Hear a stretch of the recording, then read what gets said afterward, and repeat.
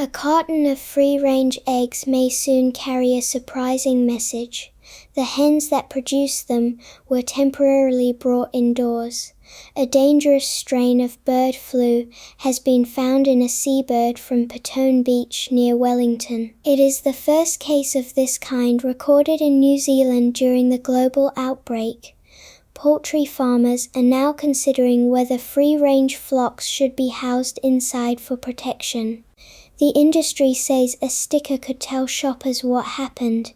The infected bird was a single brown skua. Officials say there is no sign yet of spread between wild birds in New Zealand and no detection in poultry.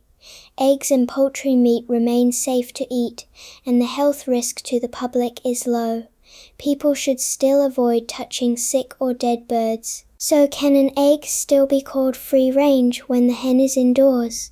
The useful answer is that free-range describes the normal farming system, not a promise that every bird is outdoors every day of its life, but a temporary change only deserves trust when the reason and the label are clear. New Zealand has no single legal definition of free-range.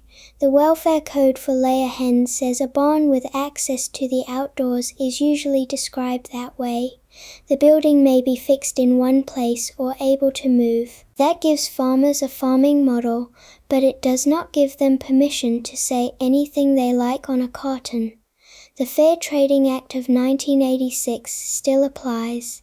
It bans misleading conduct and false or misleading claims about a product. In normal conditions, selling eggs as free-range when hens have no outdoor access can break that law. Bird flu creates an unusual conflict. Outdoor access is part of what many shoppers value. It gives hens room for natural behavior and makes the product feel connected to open land. Yet the same open space can create a path between wild birds and farmed birds. The dangerous H5N1 strain can move through direct contact between birds. It can also travel through droppings, water, feed, clothing, equipment, and dirty surfaces. A wild bird does not need to enter a hen house for the risk to reach the flock. That changes the meaning of protection. On an ordinary day, opening the door can support welfare. During an outbreak, closing it for a time may keep thousands of birds alive. New Zealand had already prepared for this choice before the Petone discovery. Official guidance says the government may advise or order free-range producers to house birds indoors under biosecurity law. A farmer near a restricted area may also decide to act before an order arrives. The law does not contain a special free-range exemption for bird flu. Instead, the Commerce Commission can use judgment about enforcement in each case. Its guidance gives an example of an initial emergency period of about 2 months, when it may choose not to take action against affected businesses that continue using free-range labels. That is discretion, not a permanent new definition. If indoor housing continues for longer, producers and retailers are expected to consider other options.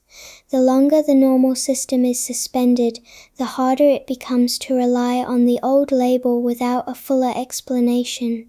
This is where the small sticker matters. It tells the shopper that the farming system did not quietly change forever. It also admits that the birds were not living under normal free-range conditions when that product was made. The issue reaches further than one carton. New Zealand depends heavily on its own farms for fresh poultry meat and eggs. In 2024, the country produced about 225,000 tons of poultry meat from roughly 122 million birds. People eat around 200 eggs each per year on average. Fresh eggs and poultry meat are not normally brought in from overseas to fill a sudden gap. That makes farm biosecurity part of ordinary food security. A disease carried by a seabird can affect hen welfare, farm income, supermarket supply, and the words printed on breakfast food. It also reveals something important about labels. A label is not only a picture of ideal conditions, it is a promise that the seller will tell the truth when conditions become difficult. Shoppers do not need to treat every temporarily housed flock as a fraud.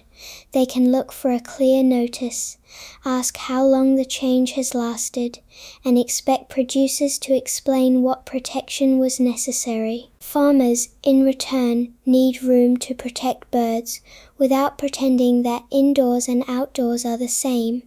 The strongest free-range label is not the one that acts as if nothing changed. It is the one that tells us exactly why the door had to close.